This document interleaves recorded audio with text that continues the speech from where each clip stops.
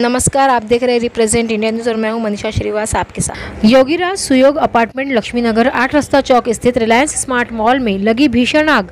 इस आग में लाखों रुपयों का नुकसान हुआ। हालांकि इस आग के चलते कोई भी जनहानि नहीं हुई। हमारे रिप्रेजेंट इंडिया न्यूज़ ने बजाज नगर पुलिस स्टेशन के वरिष्ठ पुलिस निरीक्षक अजय मानकर से इस पूरे प्रकरण पर विस्तार से बात की। तो आइए देखते हैं हमारे रिप्रेजेंट इंडिया न्यूज़ की यह खास रिपोर्ट।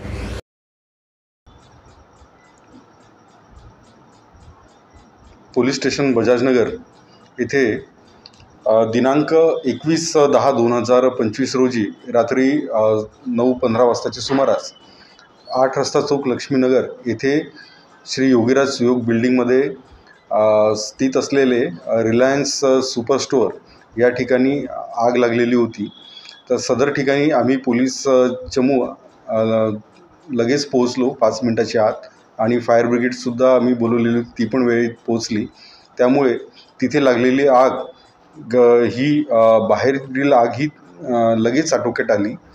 परंतु सदर रिलायन्स स्टोअरने त्यांना अलॉट केलेल्या पार्किंगच्या जागेमध्ये अवैधपणे गोडाऊन तयार केलेले होते। तसेच समोरील भागात 2 ठिकाणी त्यांनी अतिक्रमण केलं होतं आणि एक शेड बांधलेलं होतं आणि एक महाचाय म्हणून एक चेन आहे चायची, त्यांना पण एक तिथे कंटेनर बांधू दिलेलं होतं। त्यामुळे आम्हाला जी आग आतमधल्या परिसरामध्ये लागलेली होती बिल्डिंगच्या, तर ती आग नियंत्रणात आणण्याकरिता फायर ब्रिगेडला बराच संघर्ष करावा लागला आणि आग विझायला 3:30 ते 4 पर्यंत सकाळी वेळ लागला। तर यामध्ये त्या बिल्डिंगचे रेसिडेन्शियल कॉम्प्लेक्सचे सेक्रेटरी आहेत श्री गांधीजी यांनी आम्हाला तक्रार दिली की आम्ही वारंवार याबाबत फायर सेफ्टीच्या संबंधाने उपाययोजना करण्याबाबत वारंवार कळविले होते रिलायन्स स्टोअरच्या मॅनेजमेंटला, परंतु त्यांनी याबाबत कुठलीही उपाययोजना केली नाही आणि त्यांचं याबाबत फायर नॉर्म्सच्या पालन संदर्भाने त्यांचा निष्काळजीपणा दिसून आला। कारण की यामध्ये हे दिसून येतं आहे की जाणीवपूर्वक यांना माहिती होतं की उद्या काही आग वगैरे जर लागली, तसला काही प्रकार घडला तर आपण जे अतिक्रमण केलेलं आहे त्यामुळे त्याच्या आगीमध्ये निश्चितच भर पडेल आणि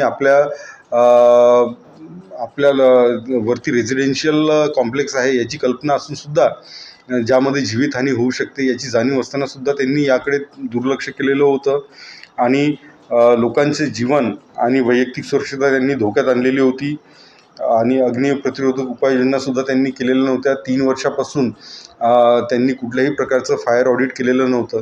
तर यामुळे आपल्या नागपूर मधील बजाजनगर पोलीस स्टेशनच्या हद्दीतील इतर आस्थापनांनीसुद्धा फायर नॉर्म्सचं काटेकोर पालन करावा, त्यांच्यापर्यंत संदेश जावा म्हणून आम्ही कठोर कारवाई केली। सदर प्रकरणामध्ये आम्ही BNSचे कलम 125, 126(1),